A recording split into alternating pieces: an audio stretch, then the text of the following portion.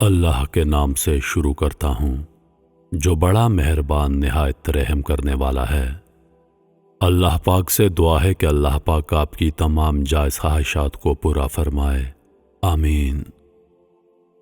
عذاب قبر کی ایک خوفناک کہانی۔ جو ہی میں قبر کے نزدیک پہنچا، مختلف جانور اس کے جسم کو نوچ رہے تھے۔ دنیا میں ایسے لوگوں کی کمی نہیں جنہوں نے قدرت کے حسن اور اس کائنات میں چھپی اللہ کی گہری حکمت اور رازوں کو جاننے کے لیے آسمان کی بلندیوں سے لے کر سمندر کی گہرائیوں تک اور پہاڑوں کی چوٹیوں سے لے کر گھنے جنگلوں تک چپے چپے تک اپنے قدم پہنچائے ہیں، جن کا نتیجہ کبھی تو بہت دلچسپ لیکن کبھی کبھی انتہائی بھیانک نکلتا ہے۔ آج کی کہانی بھی ایسے ہی ایک تاریخ دان کی ہے جو کہ آثار قدیمہ کی چھان بین کے شوقین تھے، لیکن ماضی کے لوگوں کو اور دنیا کو جاننے کی دھن ان کے لیے ہی عذاب بن گئی۔ ان کی ذاتی خواہش کی بنا پر ان کا نام راز میں رکھا گیا۔ انہوں نے اپنا قصہ بیان کرنے کی اجازت صرف اسی صورت میں دی کہ اگر ان کا واقعہ بیان کرنے سے لوگوں کو عبرت حاصل ہو تو بیان کر دیا جائے۔ آئیے چلتے ہیں کہانی کی جانب۔ ڈاکٹر علی کی زبانی۔ سردیوں کی ایک شام کا ذکر ہے۔ میں اپنے کلینک میں موجود تھا۔ آج مریض بہت کم تھے۔ میں دن بھر کی ڈیوٹی سے کافی تھک چکا تھا، لہٰذا اپنے اسسٹنٹ سے کہا کہ میں ذرا اوپر آرام کرنے جا رہا ہوں، تم ہینڈل کر لینا، اگر کوئی سیریس مریض آ جائے تو مجھے بلا لینا۔ یہ کہہ کر میں اوپر چلا گیا کیونکہ میری رہائش کلینک کے اوپر ہی تھی۔ اس وقت میری عمر 35 سال تھی۔ دن کے وقت میں سرکاری ہسپتال میں ملازمت کرتا اور شام کو اپنا ذاتی کلینک چلاتا تھا۔ میں اپنے کمرے میں آ کر لیٹ گیا اور جلد ہی مجھے نیند آ گئی۔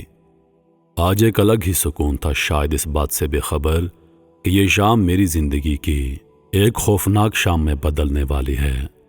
ابھی میری آنکھ لگے تھوڑی دیر گزری تھی کہ اچانک نیچے سے کسی کے زور زور سے چلانے کی آواز آئی۔ میں بے ساختہ اٹھا اور نیچے کی طرف دوڑا۔ کوریڈور پہنچنے پر پتہ چلا کہ ایک آدمی ہے جو کہ درد کی شدت سے چلا رہا ہے۔ کیا بات ہے، کوئی ایکسیڈنٹ ہوا ہے کیا؟ میں نے موقع پر پہنچتے ہی جلدی میں سوال کیا۔ نہیں ڈاکٹر صاحب، میری ٹانگوں میں بہت تکلیف ہے۔ میں نے اسسٹنٹ کی مدد سے مریض کو بیڈ پر لٹایا۔ اس کے بعد میں نے اس کے ٹانگوں پر سے ہلکا سا کپڑا ہٹا کر دیکھا۔ میں خوفزدہ ہو گیا۔ میں نے اپنے آج تک کے کیریئر میں ایسا نہیں دیکھا تھا۔ اس کی ٹانگوں کا گوشت لال سرخ تھا، جیسے لاوا چل رہا ہو۔ لاوا اس لیے کہتا ہوں کہ اس کی ٹانگیں بغور دیکھنے سے ایسا لگتا تھا جیسے گوشت ابل رہا ہے۔ خدایا، یہ آپ کو کیا ہو رہا ہے؟ میں نے حیرت سے مریض سے پوچھا۔ پتہ نہیں ڈاکٹر صاحب کیا مرض ہے، میری تو جان نکل رہی ہے درد سے۔ اب آپ ہی میرا آخری سہارا ہیں۔ میں ہر ڈاکٹر سے علاج کروا چکا ہوں، آپ کا بہت نام سنا ہے، بڑی امید سے یہاں پر آیا ہوں۔ میں نے اسے تسلی دی اور اس کے ابتدائی ٹیسٹوں سے علاج کا آغاز کیا۔ مرض میری سمجھ سے باہر تھا، لیکن ایک بات جو خوفناک تھی وہ اس کے گوشت کا مسلسل پکنا تھا۔ مجھے ڈر تھا کہ کہیں انفیکشن باقی جسم میں نہ پھیل جائے اور مریض کی جان کو خطرہ لاحق نہ ہو۔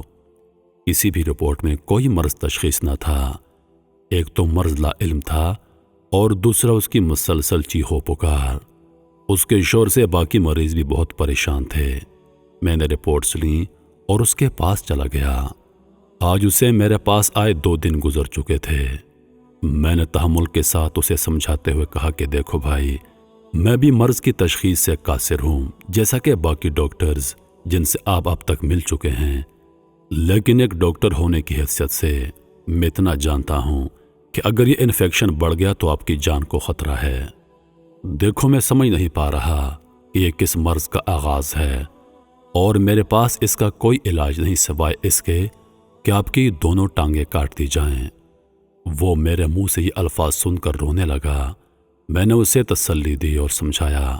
وہ کہنے لگا، ڈاکٹر صاحب، میں ایک امیر گھرانے سے ہوں، آپ کو منہ مانگی فیس دوں گا، مہنگا ترین علاج کروانے کو تیار ہوں، بس میری ٹانگیں نہ کاٹیں بلکہ ان کا علاج کر دیں۔ میں اس کی منت سماجت کو دیکھ کر ایک بار پھر سوچ میں پڑ گیا۔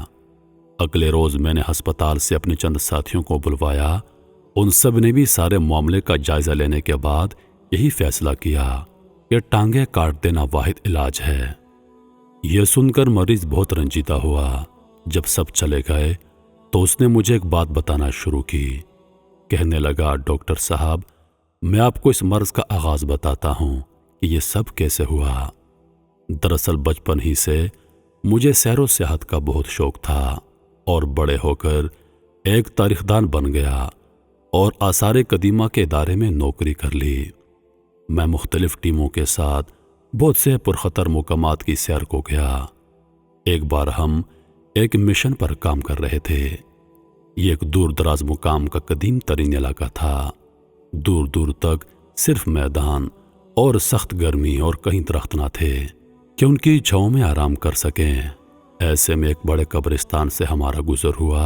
دوپہر کی دھوپ سر پر تھی اور چونکہ قبرستان میں کہیں کہیں بڑے درخت تھے تو یہ جگہ ہمیں اس وقت کسی غنیمت سے کم نہ لگی، اور اس طرح 12 لوگوں کی ہماری ٹیم نے کچھ دیر یہاں قیام کرنے کا ارادہ کیا۔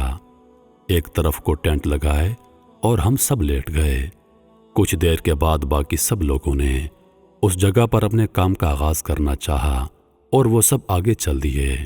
مجھے بھی ساتھ آنے کو کہا، لیکن میں ابھی تھوڑا تھکا ہوا محسوس کر رہا تھا، اس لیے میں نے ان سے کہہ دیا کہ آپ جائیے، میں بعد میں آتا ہوں۔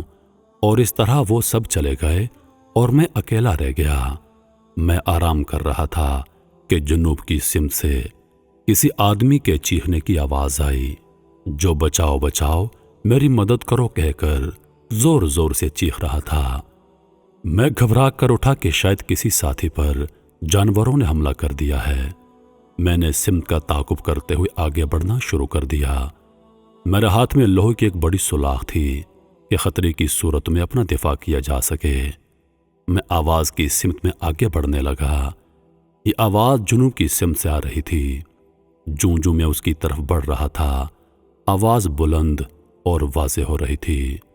پھر جو میں نے دیکھا وہ میں بیان نہیں کر سکتا۔ یہ شور ایک قبر میں سے آ رہا تھا۔ یہ کیسے ممکن ہے کہ میں آگے بڑھا؟ کافی فاصلے پر تھا، لیکن واضح تھا کہ ایک قبر بری طرح سے لرز رہی تھی۔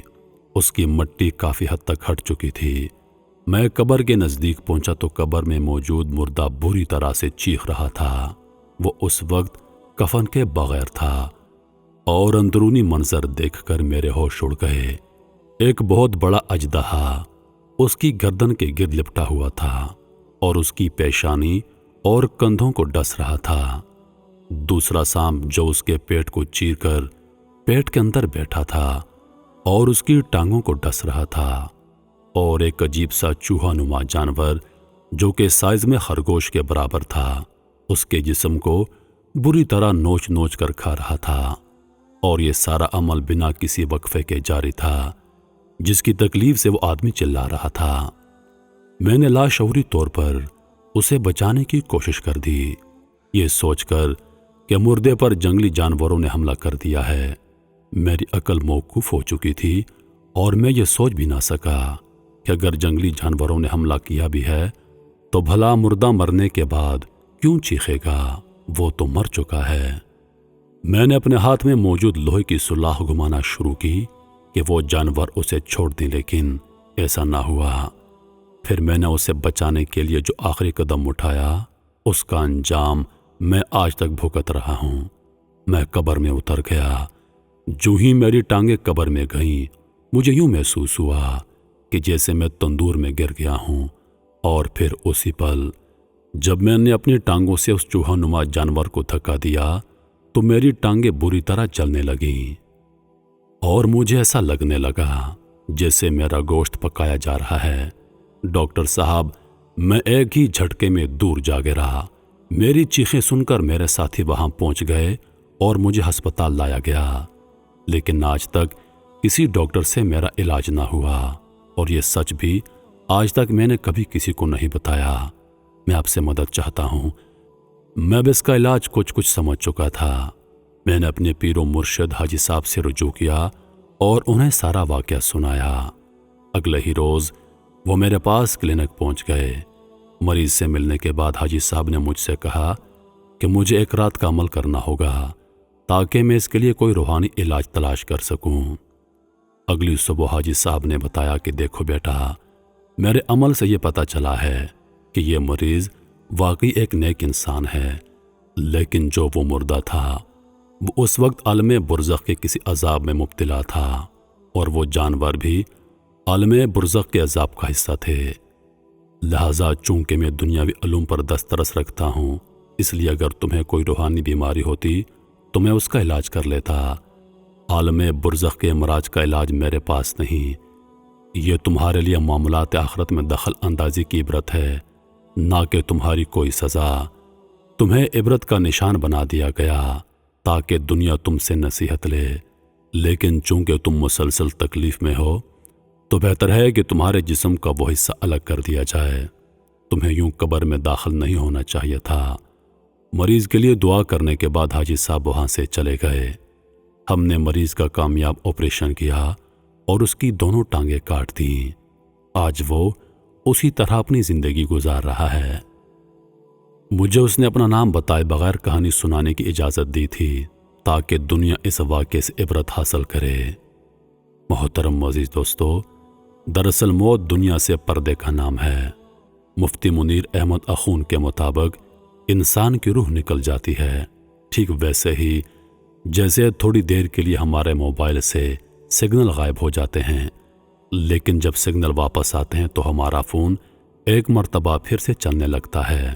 ٹھیک اسی طرح ہماری روح نکل جاتی ہے اور ہمیں مردہ پا کر کفن میں ملبوس آخری رسومات کے ساتھ دفنا دیا جاتا ہے، لیکن قبر کا پردہ ہوتے ہی روح واپس ڈال دی جاتی ہے اور سوال و جواب اور سزا و جزا کا سلسلہ شروع ہو جاتا ہے۔